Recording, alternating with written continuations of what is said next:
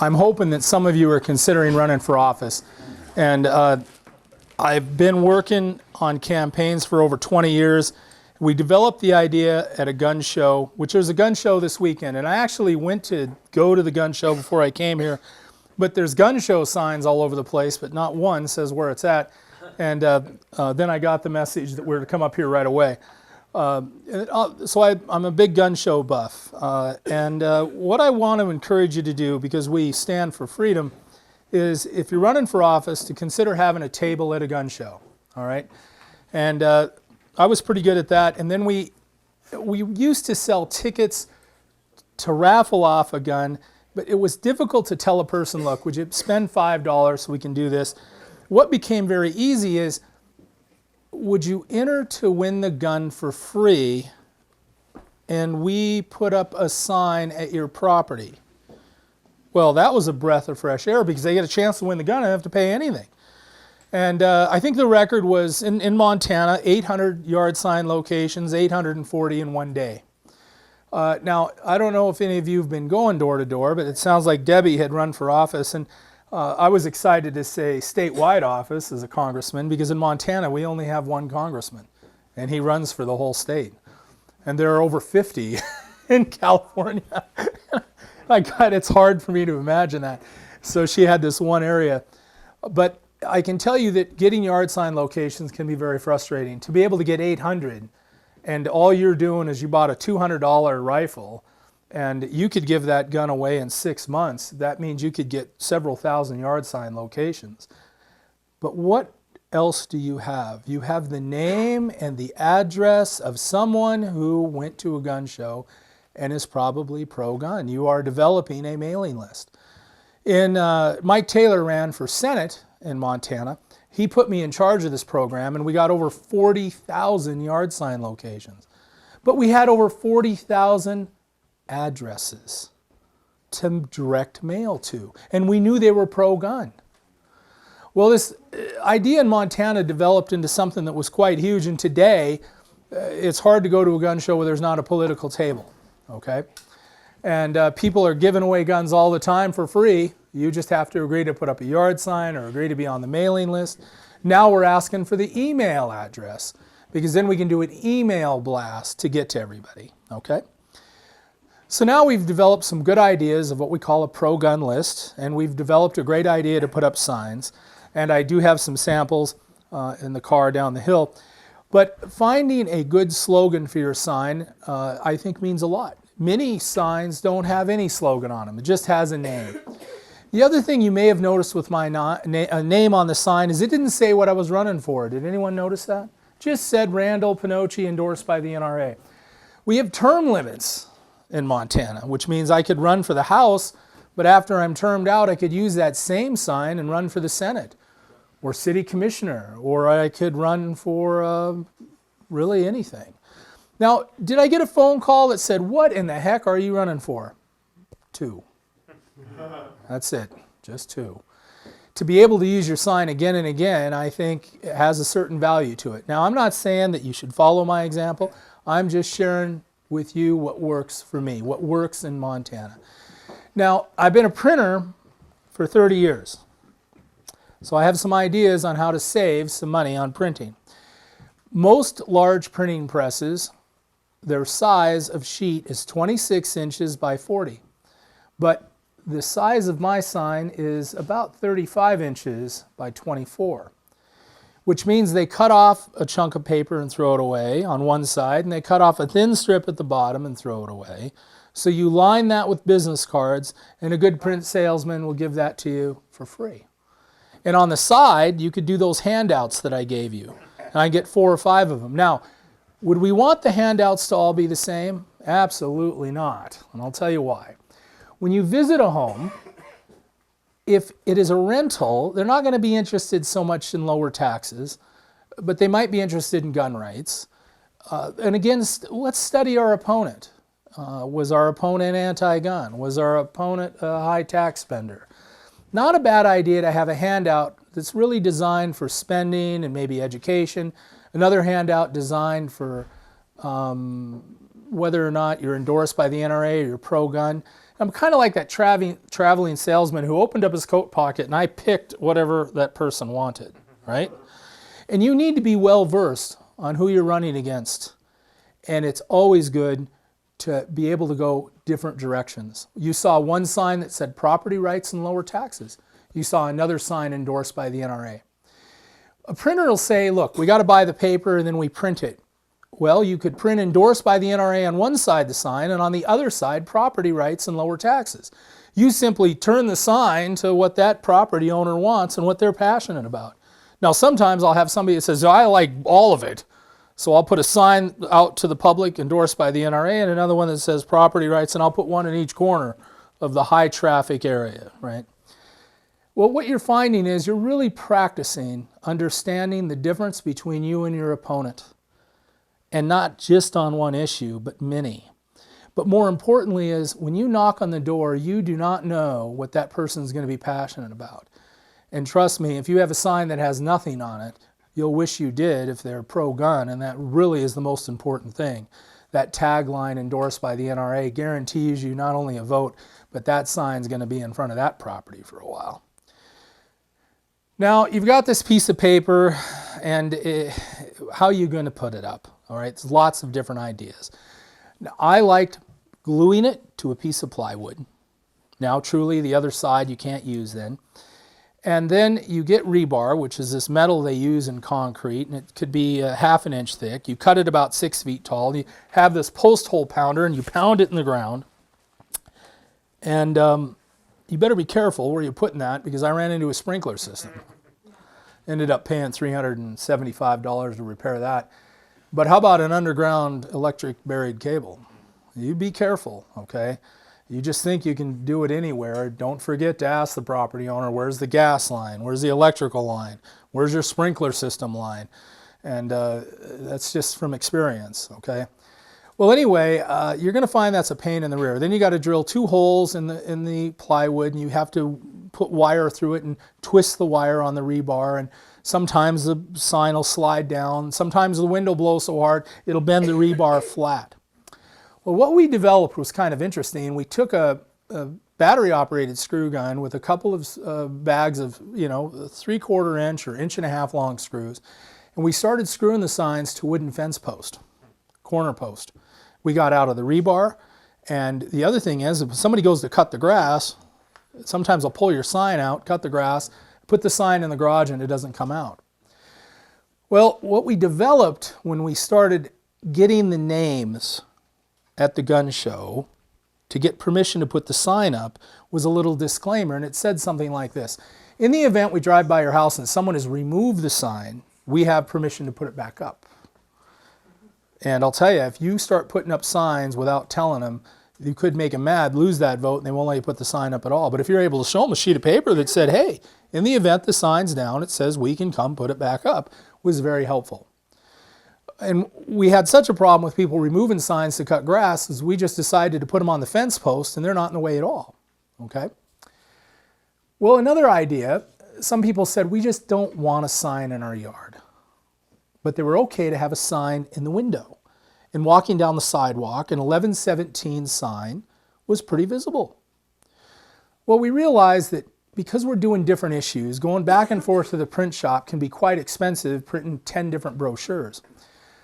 I want all of you to know that you can go to Staples or Office Max and buy a printer that can do a sheet of paper that's 1117. This machine can cost as low as $300. And now you can print whatever you want, whenever you want.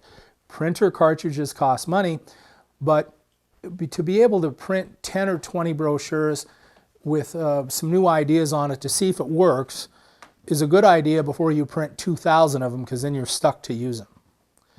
Well, we would take what I call a short-run printer, and I printed up yard signs that said endorsed by the different groups, and we'd hang them on a window at a house. We're walking or driving by in the street, you could see in the window. Now there's no yard sign at all.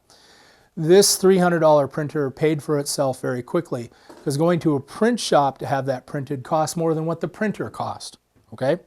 The ink cartridges became the big cost then, and so you have to watch that. But it's a good idea. And the other thing that we found is we were in an office building where there were some law firms, And they started hanging up my little 1117 signs inside like a walking mall. And if you're walking down the center of the mall, here's a Pinocci sign. Little 1117 yard sign taped to a window. Well, you got to be inventive. The restaurant owner said, you know what, you can hang that inside the bathroom where we do our other advertising. I didn't care. I wanted Pinocci everywhere. So we were putting them inside restaurants, inside of walking malls. The next thing we knew, they were just as popular in businesses as they were in the window of a home. All right? The sign was identical to the yard sign that was 35 inches across. It's only 1117. And I have a few samples, and it came out of this printer. And it came out on either gloss or matte paper. Well, you could have your photograph in the corner. People say they don't know what you look like, and if you're a new candidate, it may be very affordable to have your photo put when you're printing your own printing. Same with the brochure that you hand out with the different issues. Remember, to be able to pick the brochure that fits the person you're talking to is huge. They want you to be excited about what they're concerned about. If you happen to have an issue that fits that, you've got them. You got them, okay? But if you only had one that fits all, you're going to be walking away a lot without getting the yard sign location. Yes, sir? In California, we use a number of tabloids, and it's cheaper than sending something out in a number 10 envelope. You can do 8 to 12 pages. You can get into various issues. We use lots of cartoons. You can endorse people from both political parties if it's coming from a bipartisan group that you form yourself. You can do tame type of covers. You need them on the front porch so that people see them right there.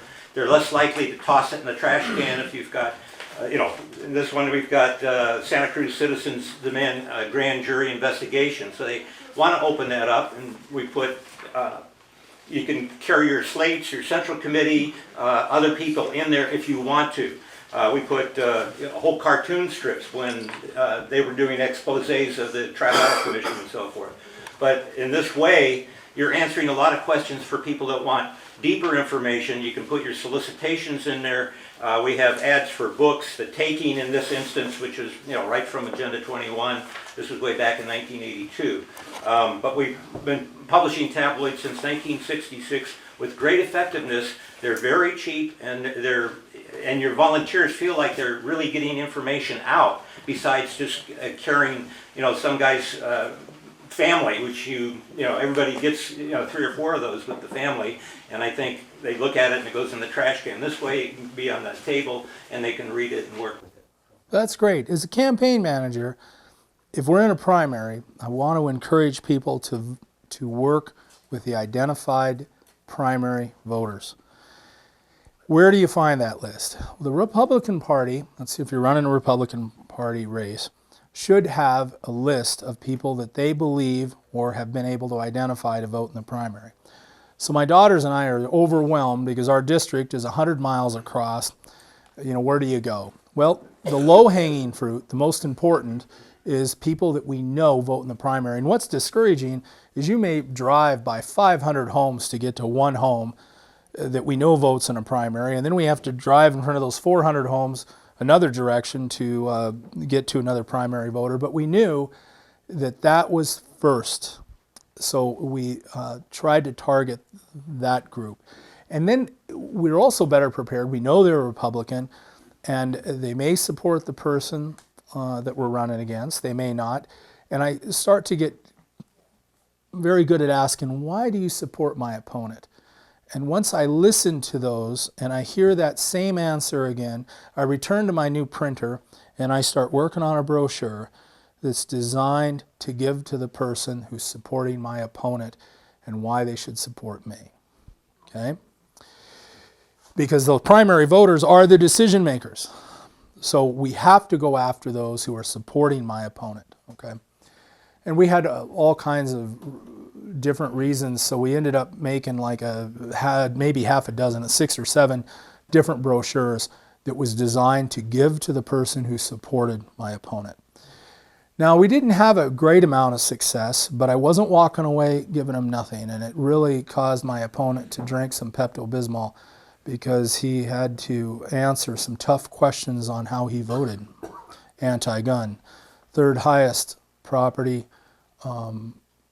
tax spender. And I would list the bills he voted for, and I would show the vote count. And what I was able to do is to say, he voted with the majority of the Democrats on this bill, he voted with the majority of Democrats on this bill, he voted with the majority of Democrats on this bill. Is he a Republican? To put it in writing in a brochure and hand that to the person who supports him openly cost him several yard signs over a month period of time. My girls will tell you that we would race up and we would put up 20 signs in a day. The next day we'd come back, 4 of them were down. We'd go back and visit him because he went in to make his argument. So signs would go up and they would go down. He got so frustrated he started to have his wife go door to door. You go talk to him. And she had some success. She was a great gal. She was able to make a good argument. She'd been a school teacher in the neighborhood. So some of the signs went back up. But that battle was effective. And we weren't wasting our time with people who would tell us we don't vote at all. We were focused on those primary voters. Now, somebody told me they had 130,000 people in their district. That's amazing. I have 10,000. So I don't have this gentleman back here. I thought, my goodness, 130,000 people. We only have 1 million in the whole state. That's more than 10%. So I don't have experience in districts that big. And I couldn't imagine the primary voters could be 130,000, could be 25,000, you know. And that would be really difficult to cover, you know, for sure. So I'm just giving you some ideas that have worked very well for me and that I developed in all campaigns that are statewide campaigns are now using the ideas that I've put together over many years. Getting your printing dollar is important. Getting your direct mailing dollar can be even more important. And I'm going to share some ideas that may be used in California, I'm not sure, but I developed on my own in Montana. I promised to tell you how we can save postage. You probably all understand using the barcode, can you get your postage from like 40 cents down to like 28 cents. Can we cut that in half? Yes, you can, and I'll tell you just how we did it. Let's say this living room floor is a Senate district, and this carpet is a House district, which should be about half the size of a Senate district. And let's say that Randy Pinocci is running on the carpet district, and my senator is Rick Ripley, and he's running in this larger district. I can go to Ripley and say, we're going to do a postcard that's going to be mailed in my district, but I'm going to have a picture of you next to a picture of me, and we're going to agree on some tough issues. And we're going to say, vote for you for Senate and vote for me in the House. Legally, we can now split the postage from 28 cents to like 15 cents each. Okay? Now, the problem is he's only going to mail in half of his district, but the representative in this half can do the same thing. Okay? Now, if you're in business, there was a guy that had the drink, which I've been using, and he left. And here's the cardio guy. How could we apply this in business? Well, let's say there's somebody that says, this is my drink that allows the intestinal tract to absorb more vitamins. And that really does exist. And you got to be careful because if you take medication with a pill, it's going to allow more of the medication to be absorbed into your body and it'll throw you out of whack. Well, if I was that guy that had that drink and we mixed the other guy's powder with it, it would make a great team. So we could send a postcard mailing out saying, now we're more effective if you use this drink and mix this powder with it, and they split the postage. But what else have you split? The cost of the printing. If the postcard cost $2,500, well, now it's like $1,400 each, right? Or, $1,200 each, whatever it's going to be. You've split not only the postage, but you split the cost of the printing. Now you got your printing for half price. You got your postage for half price. Are you going to lose or gain a vote because the two of you are together? The answer may be maybe. There could be a person that absolutely hates Ripley but loves Pinocci, but because Pinocci put his face on the same card as Ripley, now he's not voting for either one of you. Okay, How many in my district? 4 or 5? I saved over $1,000. What can I do with $1,000? I could put up another 300 signs. So it's something to think about. And I have a sample showing where we've done this, okay?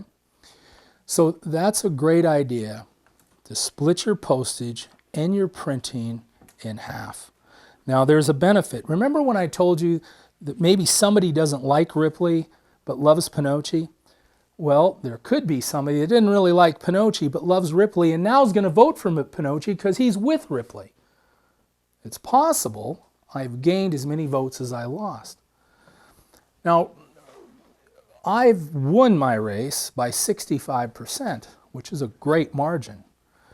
The next guy who's running for Senate is going to look at that and say, look, man, if you could mail with me and you win by 65%, I'm willing to pay for the whole damn postcard because you are endorsing me. Now I'm using my political capital, which is proven because I won by 65%, and the guy running for Senate's willing to pay for everything just that my photo's on there together with him. Now I'm using my political capital to an advantage. And he's happy to do it, and his name is J.C. Tokorowicz, which he's just announced to run as my senator for my district.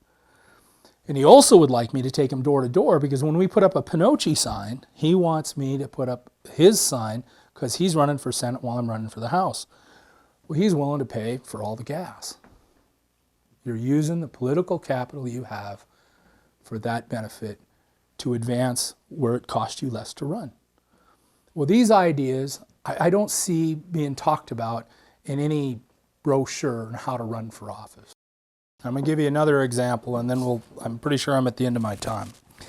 So I was at a gun show meeting, listening to the gun show chairmen discuss how they conduct a gun show, how they organize a gun show, the safety of the gun show. Every gun that comes into a Great Falls gun show has a plastic wire tie that goes through the action and the trigger, and they tie it. This shows that the gun is clear, and there's a piece of wire plastic going through it. Well, they go through like 2,000 of those wire ties because when you bring a gun into the gun show to sell, they inspect it to make sure it's empty. They take this wire tie that is plastic. It comes through, goes through this little thing, and it zips, and it locks down. And I went to the gun show chairman and I said, I have an idea where those would be free. And he said, how are they going to be free? I said, on each one of them, I want to see Pinocci for House District 19. I'll give you the wire ties, but all of them have to have a tag with a hole in it, and then when the gun is hanging up, you see Pinocci for House District 18 on both sides of the tag. So every gun in the gun show that was brought in had that, and I'll tell you that's a good idea for you if you're going to run again for Congress. Yeah. I missed the part where you said how you figured out which individuals voted in the primary. Well, the Montana Republican Party has an identified list of people who they believe votes in the primary. Some of which volunteered to say they do, right? Some of which they find out through direct calling. And they're trying to identify desperately who's voting in the primary. Well, they make that list available if you're running for office. Well, sometimes a person who's a new candidate doesn't even think to ask for that. They're so anxious to go knock on every door. Well, look, who's the deciding factor in the primary? The people that vote in the primary. You go get the signs put up there first. You go talk to them first. And then if you run into someone who's supporting your opponent, ask why. Go home and type up a brochure to change their mind. One of the best ways to do is expose their voting record. They voted for this, and 90% of the Democrats voted for it and only 7% of the Republicans, and he was one of the 7%. We got to get rid of him. So then my buddy comes back saying, why is my sign down and Pinocci sign up? And he pulls out a brochure and says, you voted for this, high tax spending, you were one of only 7 Republicans, and you joined the Democrats. And that's where he gets sick to his stomach. And Pepto-Bismol is what he drinks. Because I've exposed that. And that is what you guys need to learn to do in the primary. And it also shows you that you have to investigate the voting record. That's how you learn how to go after the enemy. And this is exactly what Dan and I are faced with a dozen or so Republicans in the Montana House who vote with the Democrats most of the time, and they're voting against the party platform. And that is who I ran against and won. And then we took over the Central Committee, and we're here to say we can do it here.